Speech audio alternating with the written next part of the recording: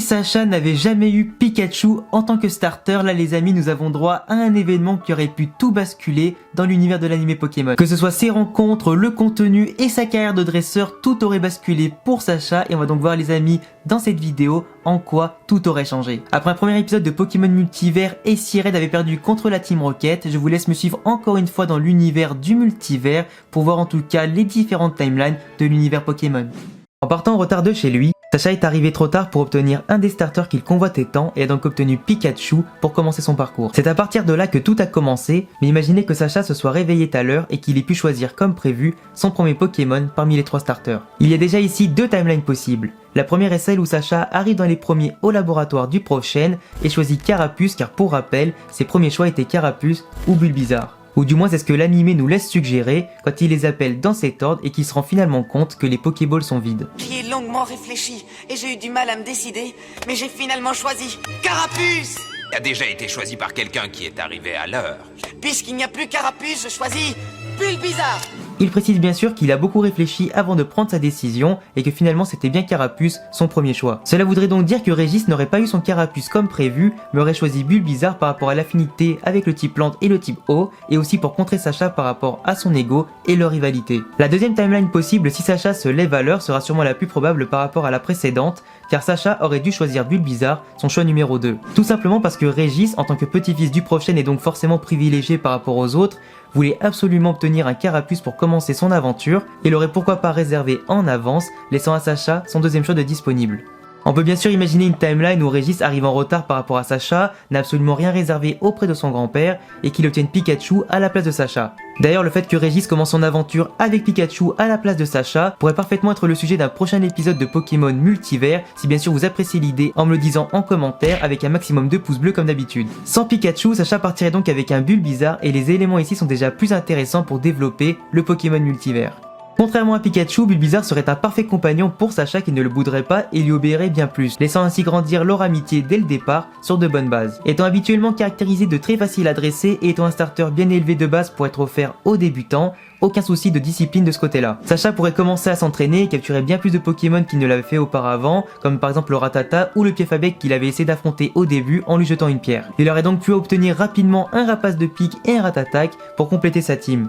Cet événement de course-poursuite avec les Piafabec qui a d'ailleurs marqué tous les fans pour son déroulement et son côté dramatique qu'il aurait pu entraîner, n'aurait donc pas eu lieu avec Bulbizarre en tant que starter et absolument tout l'animé et la suite de Sacha aurait changé. Sans cette course-poursuite, Sacha n'aurait absolument pas rencontré Ondine et n'aurait pas eu à lui emprunter son vélo pour aller jusqu'à Jadiel et sauver Pikachu. Il n'aurait d'ailleurs jamais cramé son vélo, elle ne l'aurait jamais accompagné dans son aventure et n'aurait d'ailleurs pas vu Oh-Oh non plus voler dans le ciel après l'orage et son réveil, car il n'aurait pas eu de combat, pas eu de blessure, il ne serait pas en tout cas tombé dans les pommes et ne l'aurait donc pas aperçu à son réveil. Sans rencontrer Ondine, il l'aurait simplement affronté à son arène à Azuria, et encore ce n'est pas sûr parce qu'elle aurait sûrement peut-être continué son voyage, elle ne serait pas rentrée directement dans sa ville natale, et Sacha aurait donc obtenu le badge d'Azuria en affrontant ses sœurs en combat. Avec un Bulbizarre bien entraîné, il aurait pu avancer et balayer ses adversaires avec bien plus de facilité, comme Pierre notamment, grâce à une infinité de Pokémon plus favorable par rapport au type roche, et comparé bien sûr à l'équipe de base qu'il avait dans l'animé, qui était bien sûr en difficulté contre Pierre. Sans l'entraînement spécial de Pikachu avec le père de Pierre, il ne se serait pas rapproché de lui et jamais Pierre ne serait devenu son compagnon de route à la suite de ça. Sacha aurait donc fait sa route tout seul, sans Ondine et sans Pierre, avec son Bulbizarre et ses autres Pokémon, et d'ailleurs son starter aurait bien sûr évolué en Herbizarre puis en Florizarre, vu leurs nombreux combats à mener durant leur histoire. Cela diffère donc avec le Bulbizarre sauvage qui refusait d'évoluer, avec son caractère bien trempé, comme on l'a bien connu dans l'histoire. On a donc déjà des conséquences plutôt énormes entre la quantité de Pokémon capturés par Sacha, la qualité bien sûr de son équipe, la qualité aussi de son voyage avec les compagnons qui sont en moins, le nombre de défaites face aux champions qui serait bien sûr réduit avec un Herbizarre, parce que tout comme contre Pierre, il n'aurait pas perdu contre le Major Bob et son Raichu par exemple. Autre point intéressant, sans un Pikachu unique et totalement puissant, la Team Rocket ne traînerait pas du tout dans ses pattes en permanence, lui permettant ainsi de voyager librement et de renforcer son équipe sans souci. Par rapport à ses captures, il aurait quand même obtenu le Salamèche abandonné, mais cette fois-ci par ses propres moyens et non par l'initiative de Pierre. Il n'aurait pas eu le Bulbizarre que nous connaissons, mais aurait conservé pourquoi pas Papillusion, Roucoups et Carapuce, en plus du Piafabec qu'il aurait capturé en début d'aventure. Il aurait fini par tomber sur la forêt des Pikachu pour pourquoi pas en capturer un, le faire évoluer cette fois-ci en Raichu et ainsi compléter son équipe de base, mais différemment. D'ailleurs, son parcours correspondrait davantage à celui de Red dans Pokémon Origine ou La Grande Aventure, quand celui-ci part du Bourg-Palette avec son starter, puis finit par capturer un Pikachu et sa team au fur et à mesure. On peut aussi penser que Carapuce, en voyant tous les Pokémon de Sacha évoluer, n'aurait pas refusé d'évoluer également.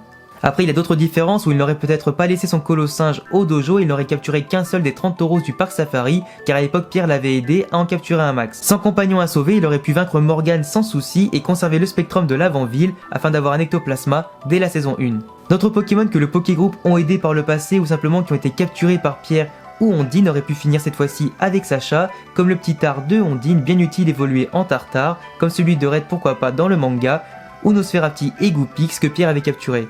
D'ailleurs, Sacha serait arrivé au plateau Indigo avec une équipe redoutable et sûrement bien plus fournie que celle de base en termes de stratégie et de puissance. Certes, sans les conseils de Pierre et de Ondine, il aurait bien plus galéré dans son parcours et dans la vie, mais en réalité on apprend bien plus de ses propres erreurs et par sa propre réflexion que lorsqu'on nous donne directement la réponse. Il aurait pu affûter son esprit de stratège sans futilité et aurait bien plus dominé sa génération. Ce qui est bien certain, c'est qu'il aurait pu vaincre Richie au plateau Indigo en utilisant Florizarre et non un Dracofeu qui ne l'écoutait pas.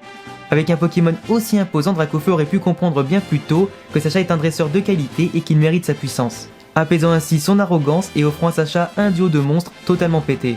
Aucun doute qu'il aurait terminé au moins en demi-finale, voire en finale, dans ces conditions. Bien évidemment, rien n'aurait changé dans sa victoire à la Ligue Orange où il aurait été encore plus fort qu'avant, car il aurait tout de même rencontré Jackie et qui serait d'ailleurs devenu son premier pote de voyage et ils auraient tous les deux soigné l'eau classe comme prévu avec lequel ils ont voyagé. Sacha serait sûrement parti à Johto avec sa team avant de les laisser au fur et à mesure chez le prochain, mais avec un atout de poids comme son Florizarre en cas de problème, nul doute qu'il aurait avancé bien plus vite et balayé tous ses adversaires. Beaucoup de choses auraient changé par le simple fait de changer de starter, qui entraîne un effet papillon sur l'ensemble de la série, et maintenant, c'est à vous de réécrire l'histoire dans les commentaires. Et voilà les gars, j'espère en tout cas que cette vidéo vous a plu, si c'est le cas laissez-moi un gros pouce bleu comme vous l'avez fait en attendant pour le premier épisode de Pokémon Multivers. Les prochains sujets en tout cas sont déjà prêts, ça va arriver petit à petit, laissez-moi en tout cas vous entraîner au fur et à mesure dans l'univers du multivers, les différentes timelines de l'espace et du temps. Il y a beaucoup de théories à faire sur l'animé et les jeux, du coup je vous laisse vous abonner, me cocher la cloche en tout cas pour être au courant des prochaines vidéos que je vais sortir sur Pokémon et d'autres sujets. Le petit pouce bleu comme je le répète, suis-moi sur Insta et Twitter à tous les liens en description. À bientôt les gars pour prochaine vidéo, ciao. Ensemble.